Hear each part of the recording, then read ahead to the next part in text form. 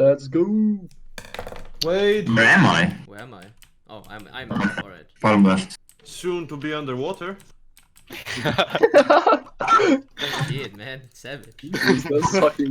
That's The new I need to flame change the basic VFX of the bullet. It's so fucking disgusting. Holy shit. yeah, it's pretty. We should make it Brown. distinguishable which bullet is yours for sure. Nah, It doesn't really matter, right? doesn't really matter. Well, I if guess. we have team free for all. Well, we won't have free for all, so you know. Well, it But are we is, gonna have or team it can be a free fire because there's team damage. Why? I'm so bad at this game. Yeah, I agree. I killed you. I agree. Disrespect. Easy. Go, go, go! Oh fuck! Yeah! Oh. Yes! You killed me. Sneakily. All right. Hello, Nick. Yeah. So I recorded a video yesterday on 3 against 3 gameplay. It was really fun, and I think it worked pretty well. And I'm just playing the video, and we'll pause and then try to explain to you what I noticed about the level design, what worked, what didn't work, and yeah, maybe you'll get a nice impression of how the game plays. So we're in the main lobby right now.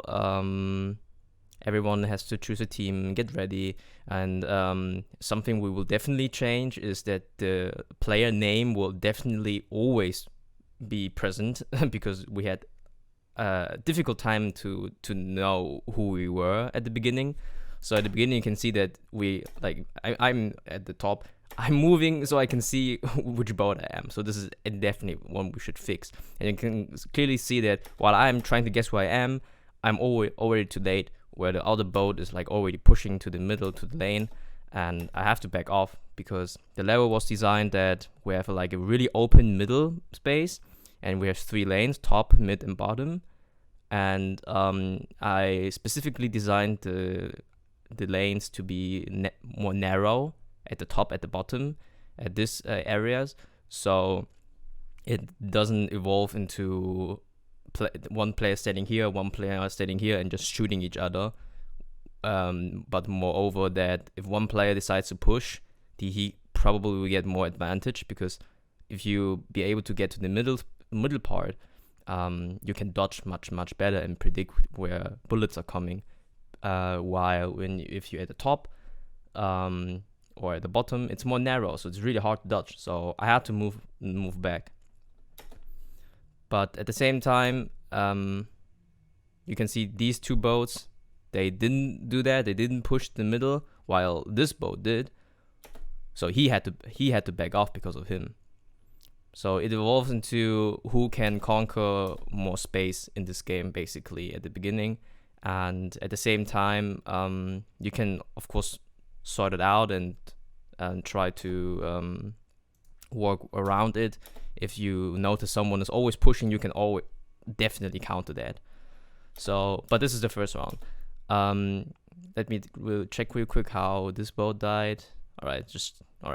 Yeah, this boat just died. There were no real reason. Well, you can see this pretty narrow. Like 2 boats standing here, it's a bad strategy because you can block each other, you can shoot each other because team damage is on. So you should never do that, because here is open, no one were trying to conquer it. So that was a really bad move from this team.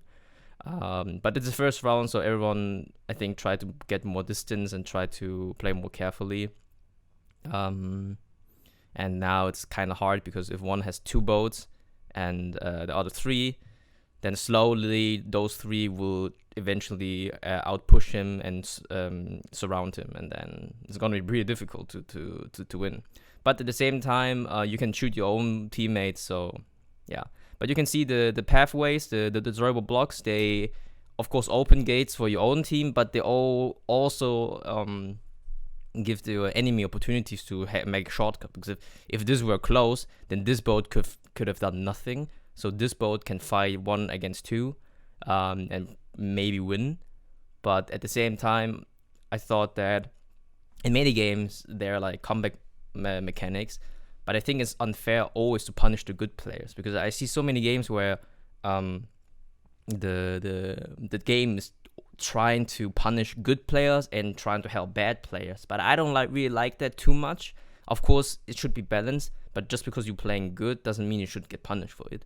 So this is why the destroyable blocks, so that you can go through the walls, are like a double-edged sword. You know, sometimes good, sometimes bad for you. And in this case, it was bad for this guy because he was surrounded by 3 persons. But normally, you shouldn't be able to 1 versus 3. All right, this is the second round. This is going to be much more interesting because now we have the upgrade system for the first time, and we have chosen the bouncing bullet upgrade. And bouncing bullet just basically means, bouncing bullet basically means that the ball will ricochet through the wall, I think 2 times. And this, I wrote in my PDF, will make the game much more interesting because suddenly you have to think differently in the game. So in the middle, it doesn't really change. But here you can clearly see that it is suddenly a disadvantage to stay at your area where you spawn, because now the ball movement is so unpredictable that you need a lot of space to dodge. But here, it's all crowded, it's all surrounded by walls. So this boat has a much easier time to dodge bullet. While these boats here are like trapped. This guy's trapped basically. So this guy's playing good. Meanwhile, I didn't even notice that the other boats are collapsing. But now you can see like a reverse. You know what happened last time. Now this team has more boats than this team.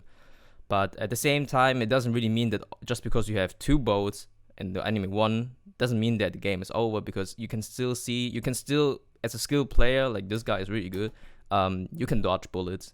And with bouncing bullets, it's actually pretty common to shoot yourself or to do mistakes. So you can just rely on dodging and waiting for the enemies to do actually mistakes. And now we're having like a 1 against 1. And at the same time, the destructible blocks becomes very handy, because now the camping is not as significant. Because imagine if this would have been closed, and this boat could never reach the other boat without, you know, a dash or something. But since it's open and with bouncing bullets, it's actually more possible to trying to destroy the other boat. And it's even a risk to be here because as you can see, it's really narrow. So if this guy is shooting well, you cannot escape anymore. That was round number 2 with the bouncing bullets. So it was a really good addition to the game, in my opinion. And I think the map functions really well as you have your freedom, but you of course limited as well. And you can find your own strategy, because he decided to stay in this area and try to shoot the bullets and hoping for killing at a long range. But he was confident that he was able to dodge a bullet if there are too many coming, which he was. So you don't have to push all the time. It's just about your playstyle and about the upgrade system, of course. The turrets, we decided not to put them in this gameplay because this is the second game we played. And the first game we played the turrets and it was way too much, so we were skipping that because you cannot destroy the 2 bullets and the turrets, and basically there were like 100 bullets in the game at the same time. All right, now we are in round 3. We can see kind of a similar pattern, like some people stay, some people push. You can see this guy is definitely pushing and has always a good advantage already, while this boat is pushing in the middle, while no one of the pirate boat is covering it. So that was a bad move. The team communication is pretty key here, because the lanes are all connected, which means that if your teammates are not covering well, the enemies can surround the one who's pushing.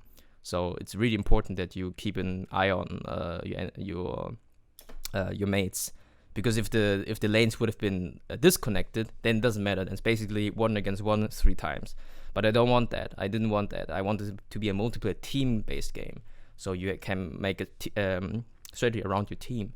And with bad communication, of course, it doesn't work. I have to say, this was just a test round. Of course, no one played it to try hard, so we all had fun. But this is what I noticed. Yeah. So now it's just at the bottom there's like a war zone. This is what we even call that, and everyone is trying to approach very carefully and actually are only busy dodging. So it was kind of chaotic, but it was fun chaotic because at the end you had control over where to dodge. So I think this is even me. So I tried to say, okay, this is kind of getting ridiculous. I tried to push. Let me see how I've done it. Yeah, I actually basically decided to push him because he was so low, and I knew that. Oh yeah, by the way, you can destroy other bullets by aiming to the bullet. So which means that if you're skilled enough, you can actually, without dodging, never get hit by a bullet. So what I decided was I pushed him. I landed a nice shot on him with a bouncing bullet, and now I'm in a good position because I'm trying to prevent the enemies from getting away from here. One of them should have been here, and then we could have pushed them much better. But since this boat decided not to leave his space, we were able to surround the enemies and win the round. So that was a pretty nice round, for us at least. All right, now there's a nice update with a shield, and this will change the gameplay further, because now you're able to just stay in this area where you can see I wouldn't have needed to get away from there because I have my shield, but I want to keep it because there's a high cooldown. So what I basically did, I was then trying to conquer the middle, and I knew that I have a shield, so I can be more confident and going around. The boat in the last game with pushing is dead already because his teammates didn't help, so it was like the same as last game. So you can see clearly everyone has their own play style, and they try to use them. You know, they don't try to change it all the time. They try to make the same move, but just trying to get better. Or sometimes when the bullets colliding and there's no damages because of the game, because it's an online game and it's actually pretty hard to implement. So sometimes we have synchronization errors. Yeah. So now it's 2 versus 3 again.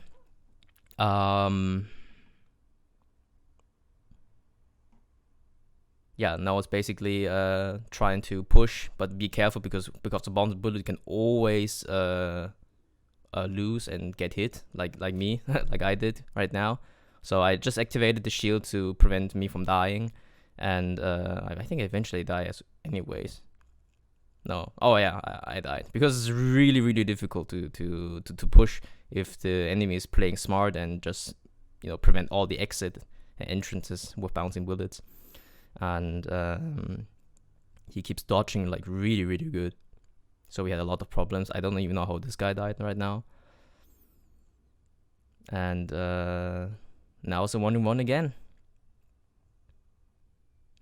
So what I think about the level in terms of level design is I think for this game is perfect because you can actually see that people try to do the same strategies but try to adapt it.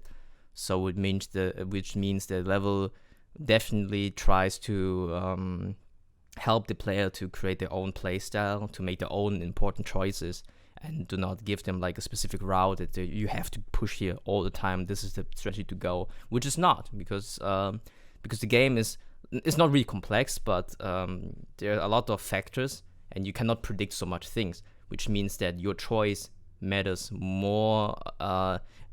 No, actually, your choice doesn't mean that there's always one good choice, and I really like that because it feels like you have more impact for the game. It just doesn't feel like the game tells you what to do. No, you do the thing, and the game only, with the level better to say, gives you the environment to express yourself. Now in the 4th round we have the special bullets. We have like a healing bullet, we have an ice bullet, we actually have a fire bullet as well, but it's not here at the moment. The healing bullet is actually pretty stupid to shoot to the enemies because it's healed, so you can just run into it basically. The ice bullets and the fire bullets both make damage. The ice slows and the fire makes a dot, and they you need to shoot it twice to destroy them, so they are much stronger. But you can see you needed to shoot more, and they can bounce as well. So which makes there's a fireball, which makes it pretty strong. Actually, I didn't. Maybe I should watch the round again. All right, let's see what happened.